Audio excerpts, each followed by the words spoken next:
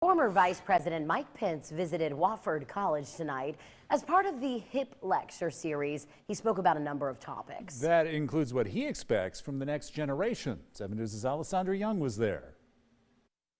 During his speech Tuesday night, former Vice President Mike Pence shared his thoughts on the state of the world, and he put a huge emphasis on training a new generation of leaders. Former Vice President Mike Pence took the stage at Wofford College to a packed house. He says this is a challenging time for our country. Inflation at a 40-year high, gas prices through the roof, a crisis at our border like none we've ever seen in our history, a national debt piling up. Pence spoke on President Biden's decision to pull out of Afghanistan. Nothing of that disastrous withdrawal from Afghanistan will ever diminish the service and sacrifice of the men and women who served in Afghanistan defending our freedom. He called for a new Congress that'll meet what he says is our first obligation. Give our soldiers, sailors, airmen, Marine, and Coast Guard the resources they need to accomplish their mission and defend this nation. Pence also hit on topics like the ongoing situation in Ukraine, the economy, and where he believes our country's strengths originates. Our faith, our freedom,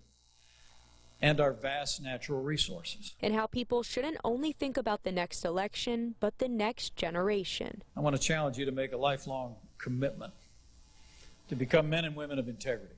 Foundation that's being poured in your life academically, but also